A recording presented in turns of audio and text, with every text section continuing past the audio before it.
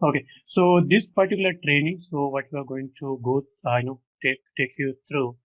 So it is Splunk administration as well as Splunk development training, right? So when you say Splunk, it's an analytics platform. So when you say the platform, so you should be aware of how to manage Splunk platform, as well as how to build use cases on the Splunk, right? So the Splunk administration mainly it works for managing your Splunk setup, right? To starting from installation of Splunk, configuration of your Splunk, right? And managing various aspects like users, like indexes, collecting data from agents. So all those things, mainly on the administration part, we are going to cover it on Splunk administration topic, right? So there is another topic, which is Splunk development, right? So the Splunk development, we mainly discuss the developing use cases on the Splunk, right? So it's like, using Splunk its own language where we have the SPL, the Splunk processing language, right? So using that language, we are going to build the use cases on the Splunk, right? The together, both this track will take around 25 to 30 hours time, right? So system itself, like Linux or the Windows, right? So then we will get into the configuration files. So the Splunk as a tool where when you're doing the administration job, so you need to do it on the both way. Like you have graphical user interface for managing Splunk, as well as some of the tasks you need to do it using the command lines, right? So when you wanted to do on the command lines, you need to certainly know the files and folder structure of this Splunk, right? So, multiple folders, and inside the folder there are configuration files, and those configuration files for what, and what are the requirement of those configuration files. So all those stuff we are going to cover it on Splunk configuration file. Then we have Splunk app and app management, right? So the Splunk, since I was, keep saying it's a platform, so I can compare it something like Android platform, right? So when you have your Android phone, if you wanted to, get something, features installed, so what you do is you go to Google Play and you download the apps, right? So once it is installed successfully, then you start using it, right? The similar way in the Splunk. So you have option either to build your own apps, right? So you also have the option where you can go to Splunk Marketplace and you can download the apps and you can start using it. So those concepts we are going to work on. Discuss on Splunk app and apps management. Then we are going to discuss on user role and authentication. This is mainly since Splunk is analytics platform where you're going to bring data from various data sources, right? So when you bring the data, so you need to certainly secure that data, right? So it cannot be just dumping data and giving access to everyone. So it's certainly not allowed, right? So you need to have access restriction in terms of who can access data, right? And who can access which apps, right? Who can access which dashboards. So all those steps we are going to cover it now, user role and authentication topic, right? So then we have Splunk license management. So license management, we mainly discuss how do you monitor, how do you apply the Splunk license to the Splunk portal, right? So because Splunk is not kind of, freeware or open source tool. So it is pure enterprise tool. If you wanted to use it, you need to buy license from Splunk vendor, and you need to apply that license to the Splunk portal, right? So that's how it's going to be managed. So that part we will discuss. Then we have Splunk indexes. That's mainly how do you bring data from various data sources and you store it on the Splunk. So the Splunk index is something like your kind of database, but it's not exact database, but it's kind of database, right? Where you bring data and store it on Splunk indexes. I have Then one question. I have yes. one question, Suresh. Like you were talking about the Splunk indexes. Mhm. Where we be covering like the device integration with the Splunk in this session? Yeah, so device integration, we discuss on various Splunk input methods. The Okay. topic number is 11. Okay. Perfect. Thank you. Splunk indexes, we mainly discuss on how do you, store data on the Splunk and how do you manage the indexes, right? Fine. So Fine. then we discuss on universal forwarder. So universal forwarder, it's also, kind of data collection method, like in case of if you have servers like Linux and the Windows. So if you wanted to collect data from those servers, you need to install agent on those servers and you need to configure that agent to forward data to the Splunk setup, right? So that's uh, mainly on the Splunk Universal Forwarder part. Then you have Splunk Deploy Management. It's again distribution of configuration file for the Universal Forwarder.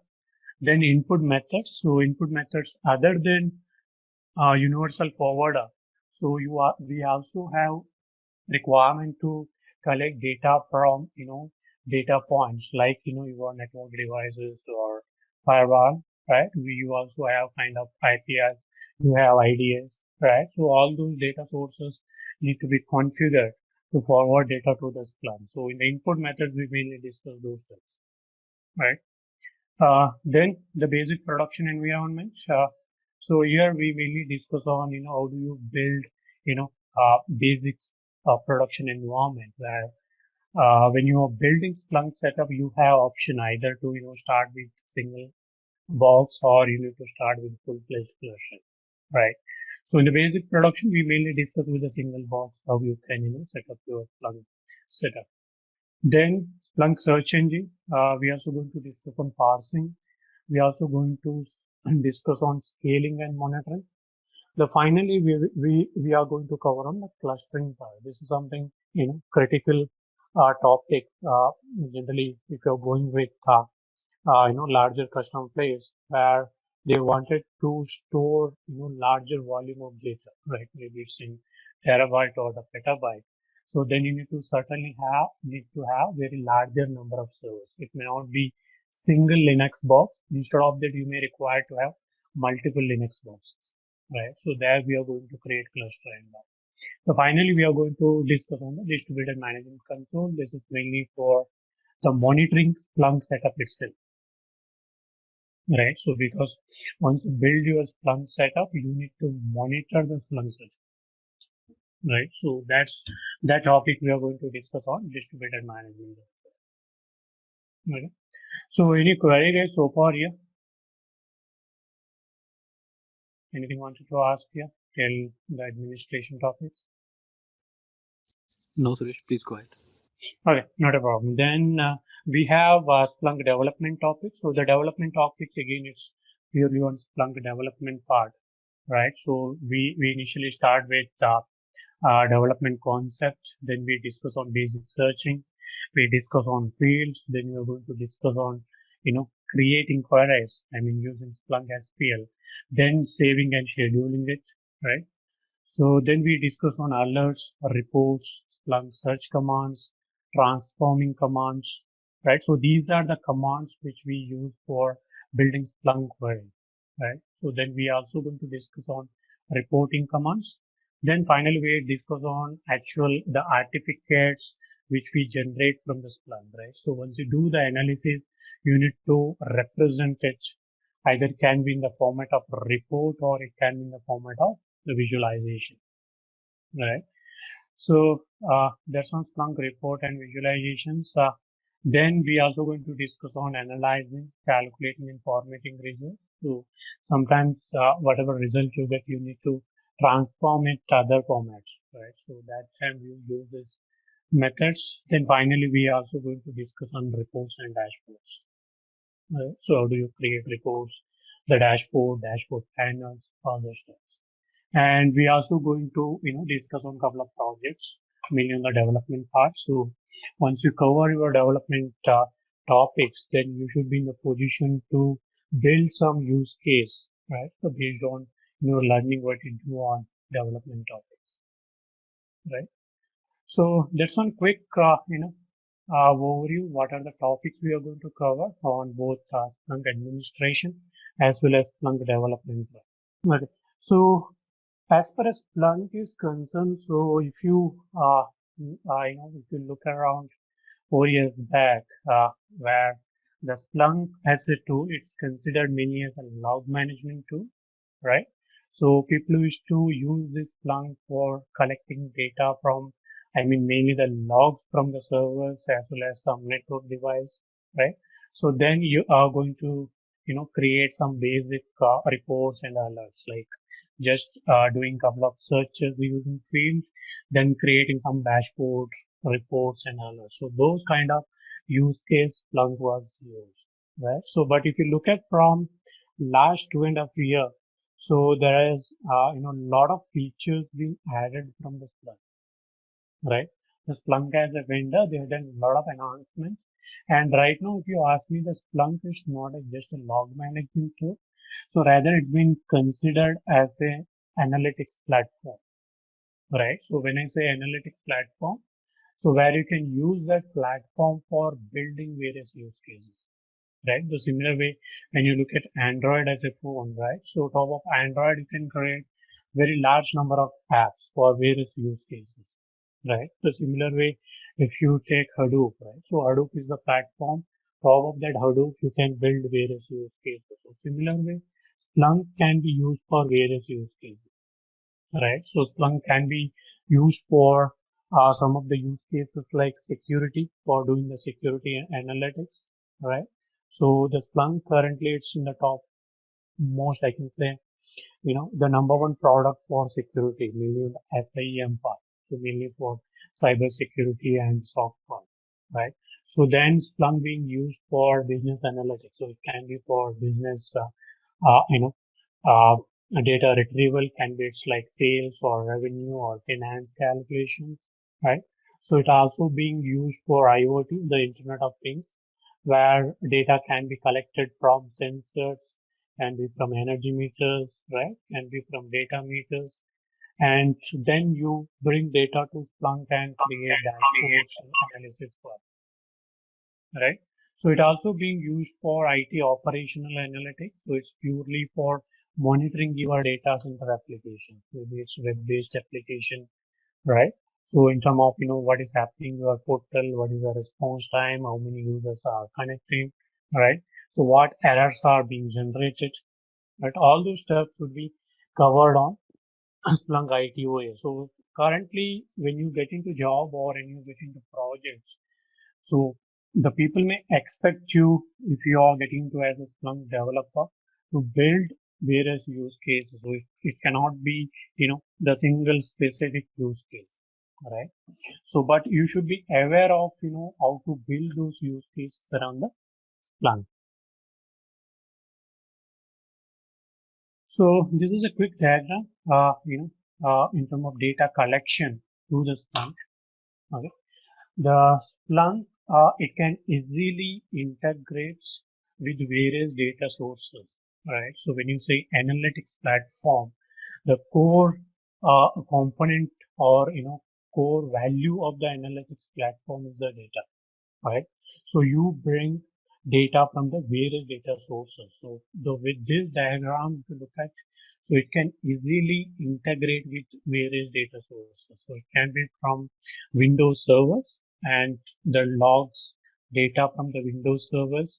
So it can be from Linux and the Unix and also the various data sources. Then it can be integrated with the virtualization platform, can be VMware, can be it's OpenStack, right? So it can also can be integrated with cloud like AWS and Azure, right? So it can also collect data from actual, applications. So it can be it's a JBoss or it can be from Oracle or it can be from, your Microsoft SQL. So any database as well as application, it can collect the logs, right? So it can integrate with the databases. It can integrate with the devices, mainly the networking devices, right? So it can also integrate with outside data center components, mainly like manufacturing units, logistics, like your GPS, your RFID, right? So then it can also get data from your social media. Can be of Facebook, or it can be from Twitter, or it can be from your the generic social media sites, right? So it can easily integrate and you can bring data to the Splunk actual database. Sorry, it's your sketch. Yeah. So this Splunk index, and from there, once you collect the data, then you will start with doing the analysis. Okay. So when you say Splunk, Splunk has got its own set of roles, and each roles have assigned work to do, right? So there are 5 roles in the Splunk, and this is important to understand with respect to your certification, as well as if you wanted to crack any job interview. So this will be one of the basic questions will be asked always. So there are 5 roles in the Splunk. Okay. The first one is search it. Okay. The second role, it's called as indexer. Okay. The third role, it's called as cluster master, right? And fourth role, it's a license server. Okay. And fifth one, it's deployment server. Okay. So when you say Splunk or when you download Splunk RPM or Splunk software bundle, so if you install it on any of the Linux box, okay, so it comes with 5 roles. And when you are building your Splunk setup, we are going to pick and choose the role based on our requirement. But time being, so you should be aware, how many roles are there. And again, we should know what for those roles are, right? So again, to repeat, there are 5 roles. The first one is searcher, second one is indexer, third one is cluster master, fourth license server, and the fifth is the deployment server, right?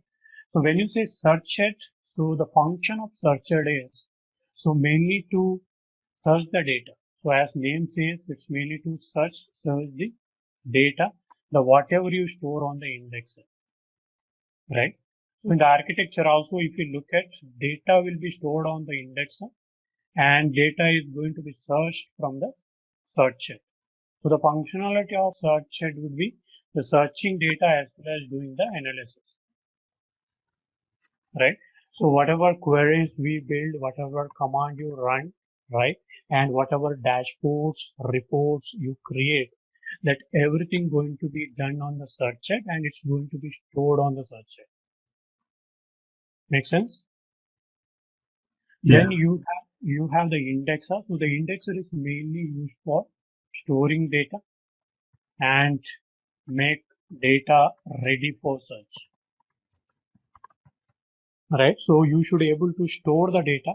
So whatever data you bring from the various data sources, so it can be from servers or your network device, or it can be from social media, wherever it is.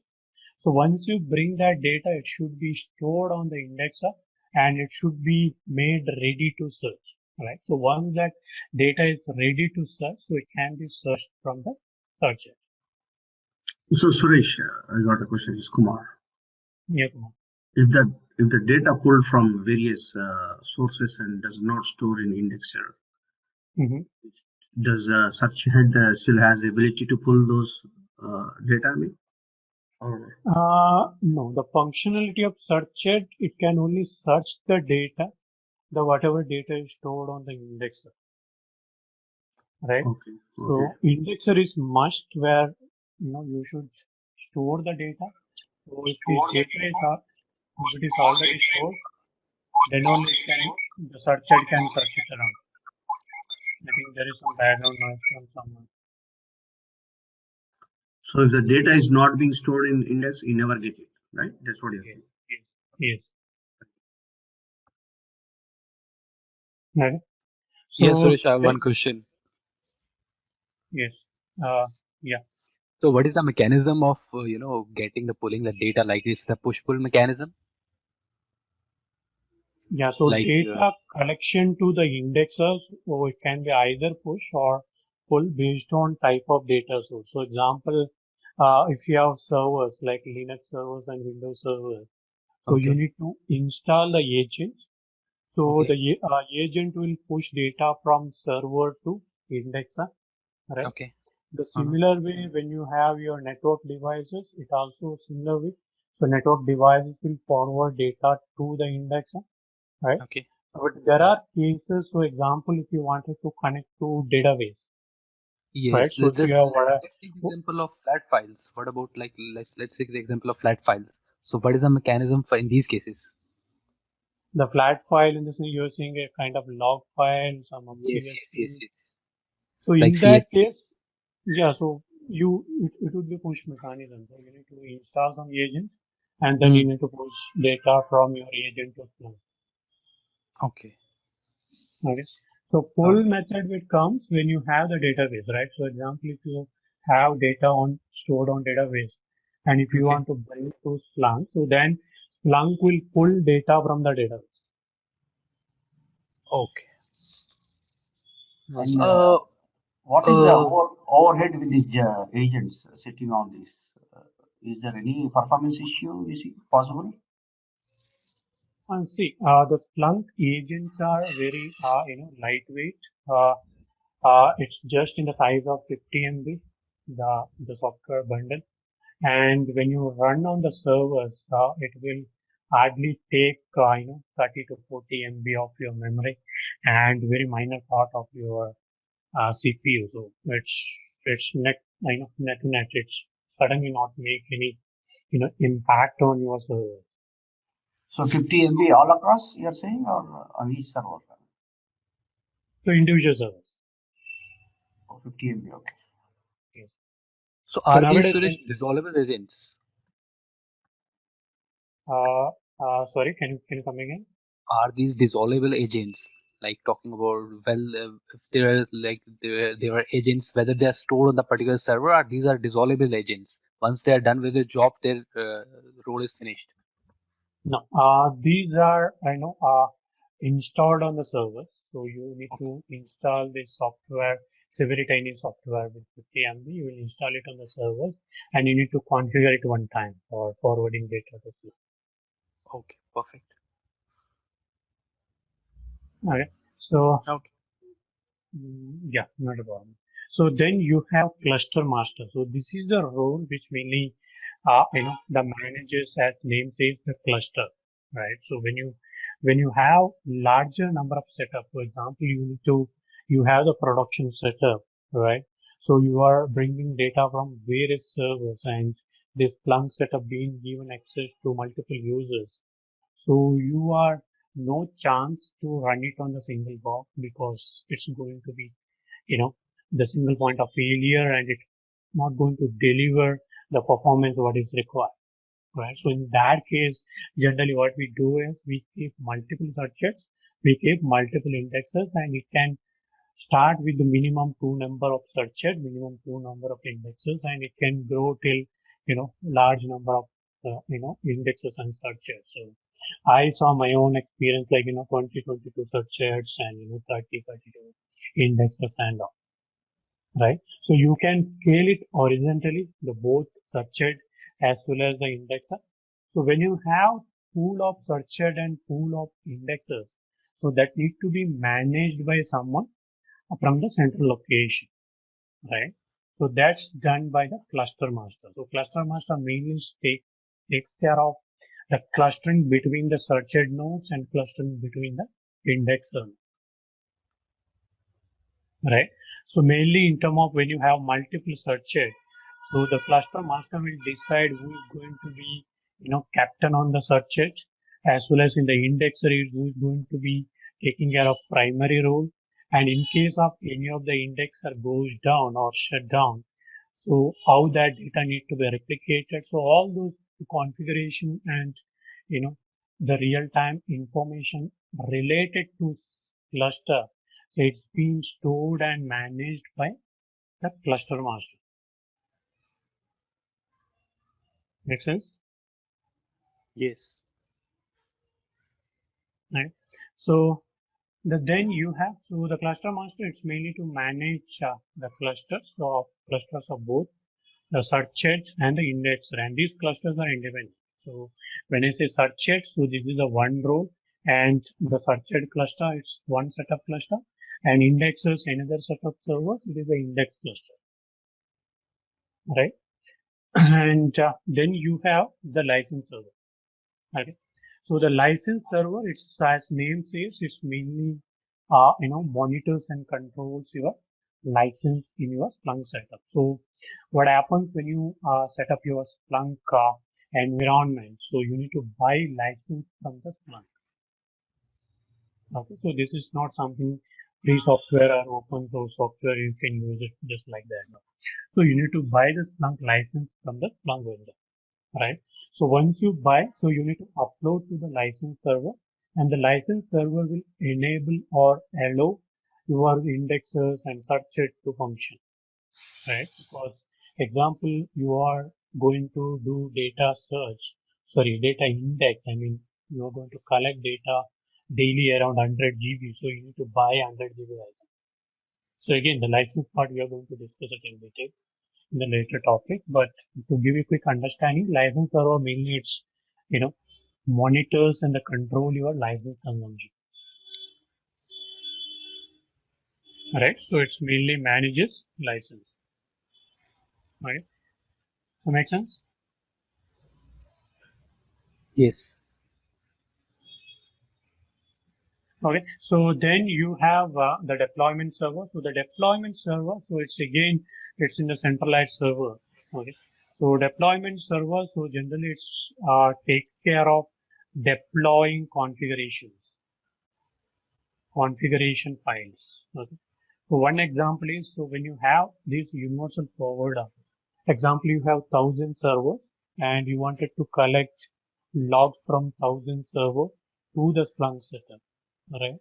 The first thing what you do is you're going to install universal forwarder across all the 1,000 servers, right? And once installation is done, so going forward, the whatever the configuration changes you wanted to do on the universal forwarder, so you can do it from the central console. That's again deployment server console. Focusing on the deployment server. So the deployment server, the function is the deploying configuration files. By sitting in central server, you can manage configuration files across your universal forwarder. You don't need to log in every time for each configuration change across 1,000 servers, right? It's going to be tedious job, right? So you cannot log into 1,000 servers and do configuration changes every time whenever it's required. So rather, once you install the Splunk forwarder, you can register this Splunk forwarder with deployment server, and by sitting in the deployment server, so you can manage all the configuration file changes on the universal forwarder link. Okay. You can make a note of the link. It is aws.amazon.com. Okay. Then you need to click on sign up. Sign up in the sense you are creating the new account. Okay. So moment you do the sign up, it will ask you to feed some information. So create new AWS account. I have already some account. So that's the reason it's giving some name. Okay. So if you wanted to create new account, so you need to give the email address. You need to have some email ID. So let me say test12345 for just for demo purpose at gmail.com. Okay. So you need to set your password. Okay. Then you need to also confirm the password. It's sometimes just creating the password. Then give the account name. So this account name is, you need to remember when you are logging to your AWS account, so you need to have this account name. Make sense? So first you need to go to aws.amazon.com. You need to click on sign up. Then you need to feed your information. It is email address, password, again confirm password and account name. Then you say continue. Email address already exists. Maybe you say 123. Again. right? So once you feed that information, it will ask the account going to be used for professional or the personal. So you need to use the personal. Okay. So what you do is, as soon as you log in, make sure the one thing. So you select this region, any of the one region, and every time, first time you're logging in, you select that region only. Okay. So because you can create your Linux instance across multiple region, but if you forget to delete once you get into one region, then they start charging for you. Right. So it is the best practice. Always logging in, make sure so you are always logging to any one of the region, any region you select. So I generally select US West Oregon, right? When you make sure you always you are selecting that particular region. Make sense? Okay. So then you click on the services and you need to click on the EC2. Okay. So you need to click on the service and you need to select on EC2. Okay. And once you selected EC2, you need to create, there is something called key pair. Okay. The key pair is required for, logging into Linux box. Okay. So AWS generally, they don't give you the password, rather they will only allow you to log in Linux box using the key pair. The key pair is nothing but kind of RSA key. Okay. So it's a RSA key. So there will be pair of key. One is public. Private. Okay. Other one is private. Okay. So there is an option to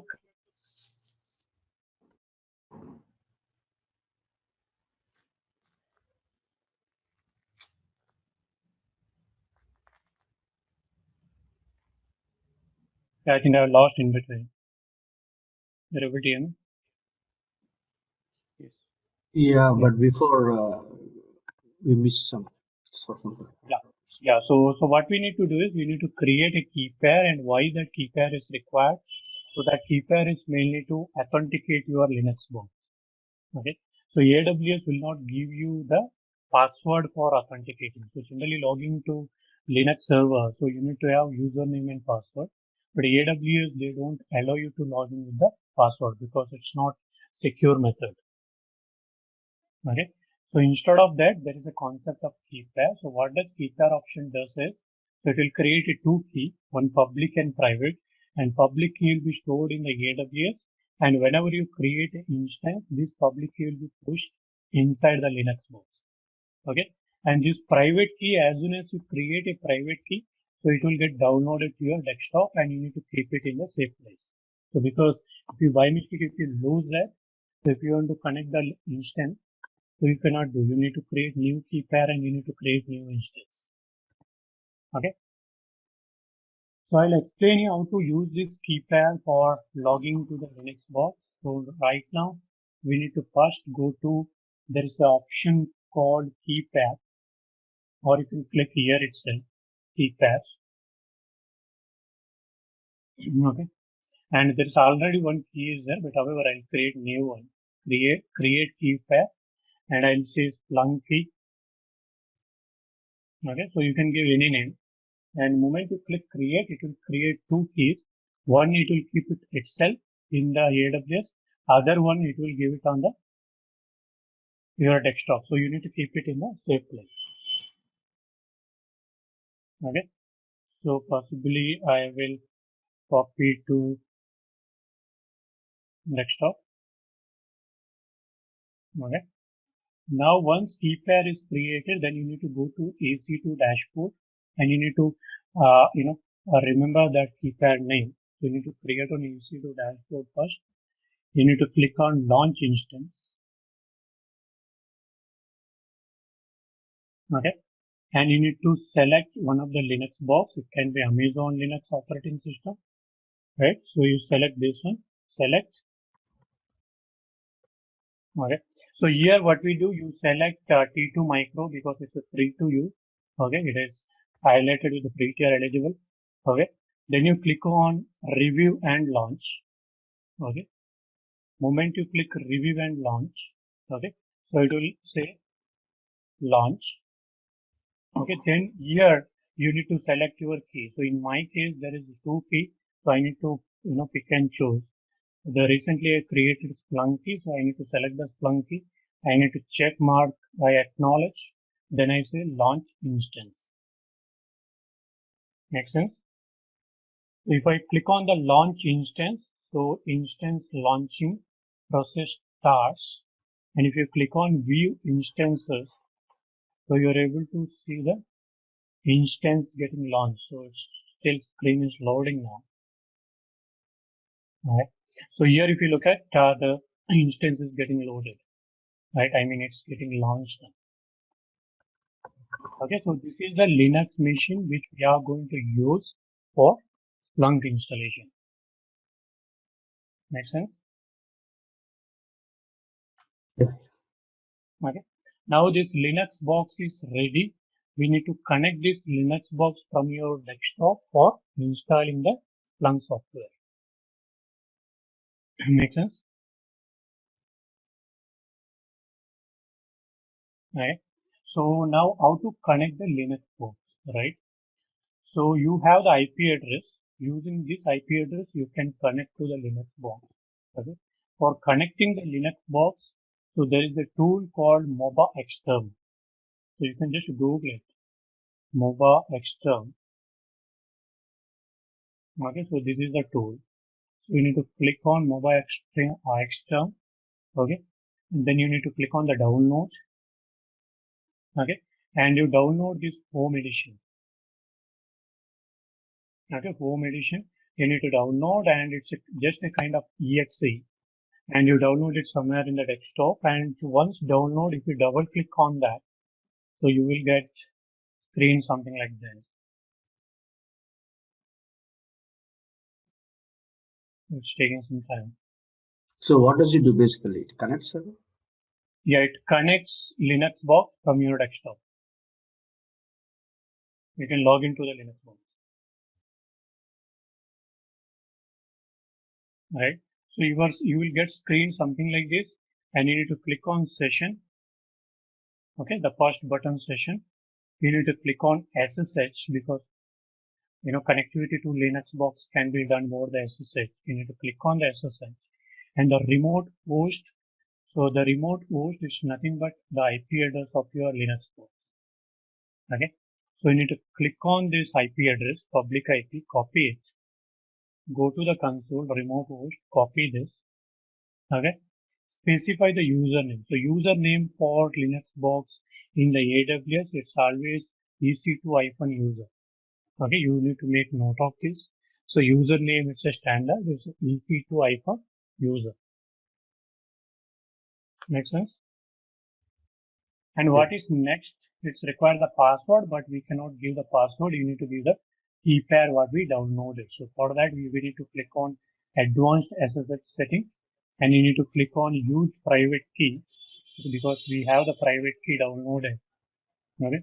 So you need to click on this button and go to desktop and wherever you downloaded your key.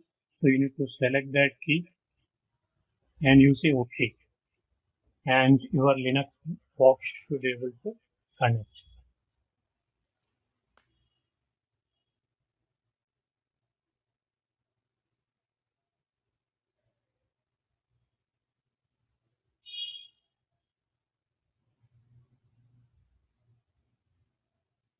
Makes sense? Now your Linux box got connected, and from here we will go for installation of Splunk.